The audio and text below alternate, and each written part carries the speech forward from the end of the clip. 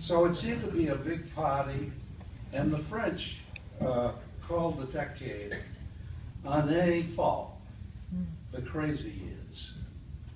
And those are the years that Rotary was meeting at the Falmouth Hotel.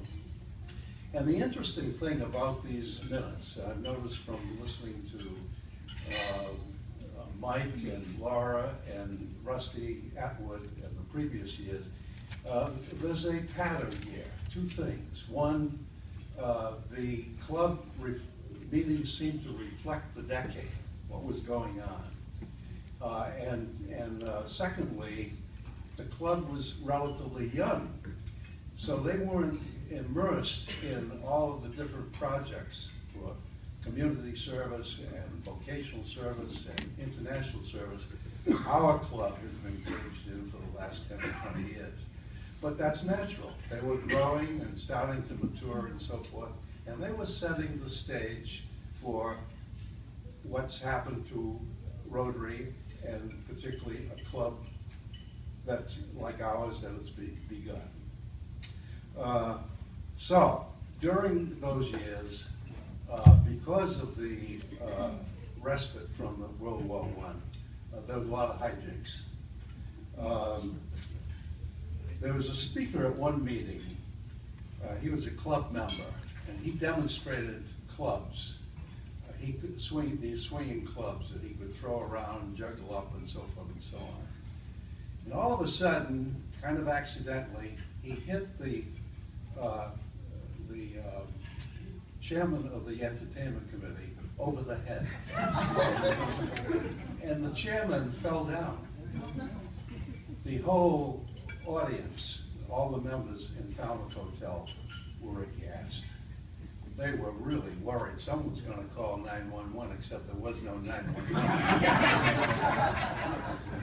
But then the chairman got up, and it was all a big joke. It was a soft rubber club. Everything was okay. But now in a serious kind of thing, event, was the 12th anniversary of the dedication of the Kachmar organ, memorial organ, I should say. That's what it was called. And the donor, Cyrus H.K. Curtis, who was born in Portland in 1850, was there. He was the donor of that, the organ, as we all know. And Jim Willie told me that he was an honorary member. That I didn't know. But anyway, that was a very big event. And I was going to skip along because of the passage of time, just to mention that there was, all during these minutes, there wasn't any mention of international service or anything international, and I think the seeds of isolationism were kind of sown in this decade, and in the 30s, of course, as you know, they were pretty rampant. But at one meeting, we had a young Russian student. He had been in the United States only for a short period of time. He had been learning English, though, and apparently learned very fast because he recited the Gettysburg Address and did it, according to the minutes, flawlessly and with just the right inflection. So finally, the Constitution, this was a big deal. The Constitution was changed to add 50 cents to the annual dues for the Table Flowers Fund.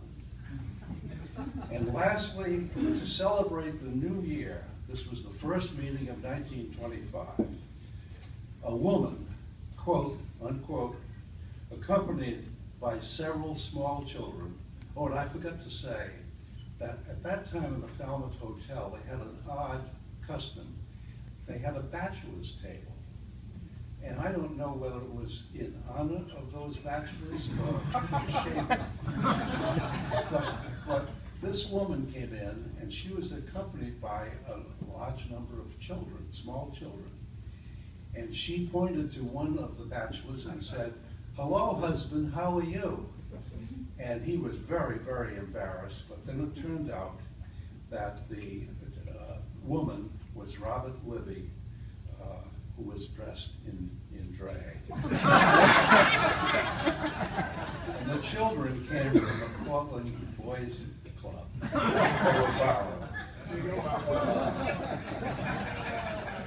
No one knew that 1929 was coming.